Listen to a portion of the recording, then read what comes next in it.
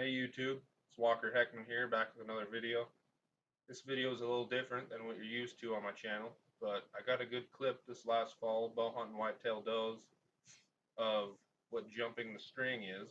And I mean, some people call it ducking the string, and there's 100 different names for it, but you should get the main idea off of this video.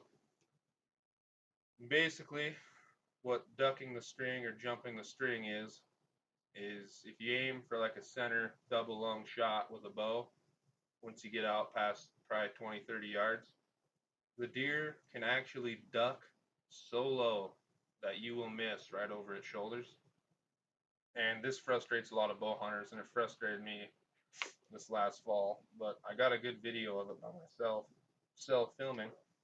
So I thought I'd show you guys a little bit about where to aim on a deer to not have them jump your string, so you can have more success in the field, because nobody likes missing shots with their bow. So basically, on this diagram here, we have the shoulder blade that comes down to that first leg bone, and it makes like a V shape. And tucked in that V is the lungs and the heart.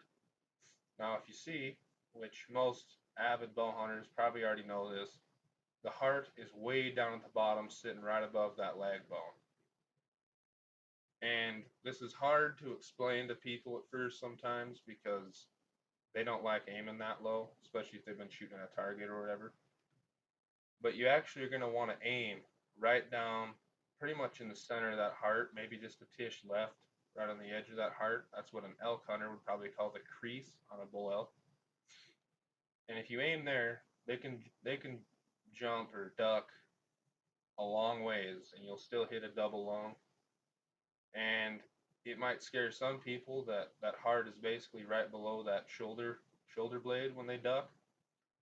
Any of these new bows should be able to blow right through a white-tailed deer shoulder blade. Now I'm talking about a white-tailed deer, not an elk, so don't start a fight in the comments. Your bow should be able to go through a white-tailed deer shoulder blade. I mean, if not, if you're shooting a low poundage bow or whatever, that's fine. You should still miss the shoulder blade. I mean, just make that correction how you want.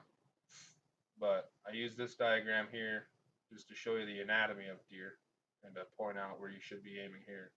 But next we're going to jump into a actual picture of a white-tailed deer and point out some shooting spots. So let's hop into that picture. All right, guys. So on this deer, you got to try to imagine the anatomy that we just looked at.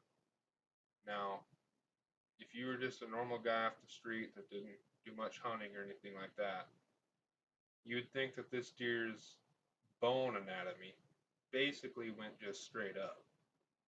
But from that previous anatomy picture, we can see that this deer's bone anatomy actually comes up right there. If you can see the crease that I got pointed out, it actually takes a hard right and then goes back up to the left into the shoulder blade, which is sitting 4 inches from right over its back. The top of that shoulder blade is when it's standing broadside. Now, if I had a deer in this position, first off, I'd be super happy, because this is a perfect broadside shot. This is exactly what we're looking for with a bow. But what, like I said earlier, what an elk hunter would call the crease down there, the heart is sitting just to the left of that crease, way down there in the bottom.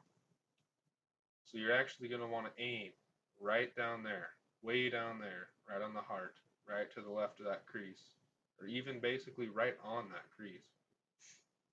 And when that deer ducks or jumps the string and that back comes down and his lower body comes down, that'll put your arrow right in the breadbasket 9 times out of 10, right? Double lung shot.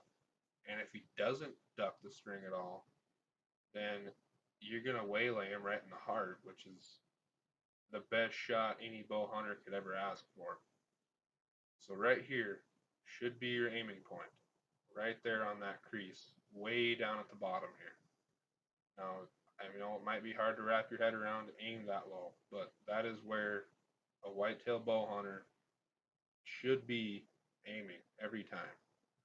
Now, this is from an on-the-ground perspective. I'm not going to get into the tree stand perspective today, but that does change a little bit. And I mean, you honestly might even be aiming almost not even on the deer, depending on how high your tree stand is and how close the deer is to your tree. But let's not get into detail about that. This should be your aiming point, right there on that crease. So next, we're gonna hop into, I'm gonna slow down that clip I got this last fall down a little bit and point out where I was aiming, because I screwed up, I'll openly admit it. I was aiming way too high. Good left and right, but I was aiming way too high. I'll show you where my arrow would have hit if that thing would have stayed standing up, and I'll show you where I should have aimed. But I'm going to slow that clip down, and I don't have the greatest camera for doing slow motion stuff, but just bear with me. You should be able to get a pretty good mental picture with the video I'm about to show you. Alright, so right here I'm going to play it for you fast motion real quick. Hopefully you can see how far she drops. And I'm about to shoot right about here. Boom. See how far she dropped? Next, right here, for slow motion, I shoot. Boom. Look how far she drops right there at the last second. So right here, I got it paused. And I paused it right here because judging from how my glow knock is glowing compared to her body size, I'd say that's about where my arrow would have hit. And I don't know if you can tell, but her body dropped at least eight-ish inches right there already, which I was aiming almost high double long, and that high might have been an accident, but I was aiming double long with my pin on my bow sight. And if I would have been aiming for the heart, when she drops like this, I would have smoked her double long. But right here, I figured was a good representative of where my arrow actually went when she ducked. And now I'm going to reverse a little bit. I'm going to put a little white dot on her where she was broadside, exactly where this arrow is. And you'll see where I was aiming, and then I'll go through where I should have been aiming. Alright, so right here I'm showing you that I'm covering up that glow knock right where I would have hit her, right where that arrow should have been going into her. And then right here we're going to jump into where she was before I shot.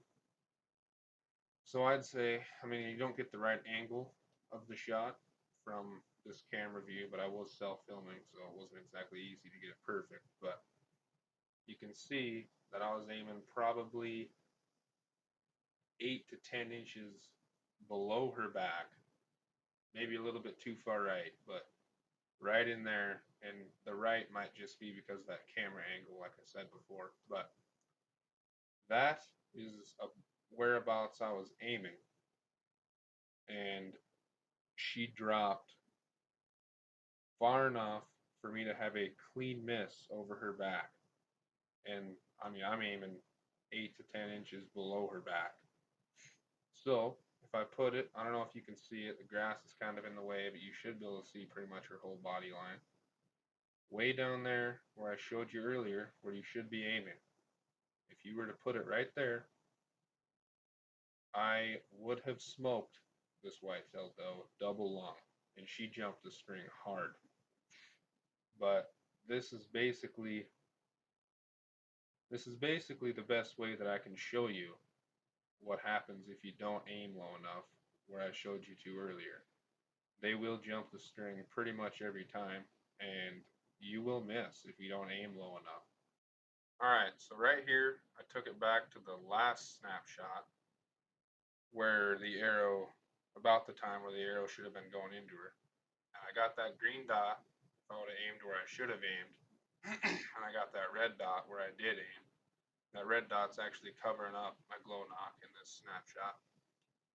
But if you can still make out her body through that grass, if I would have aimed where I should have aimed, I would have smoked her double long right there on that green dot. But because I aimed so high, I shot right over her back where that red dot is. So this is the best representation that I can give you guys, but hopefully you take this to heart and start practicing on your 3D target a little different, aiming for white-tailed deer. Hope you guys enjoyed this video. I might do more educational type videos if You guys seem to like them. You can definitely leave a comment if you have any questions about this or any input on this. I would really like to hear about that actually. And hopefully hit that subscribe button. I'm starting to be more consistent with my videos. I'm sorry about that in the past. And if you like the video, hit that thumbs up button. But till next time, I hope you guys enjoy.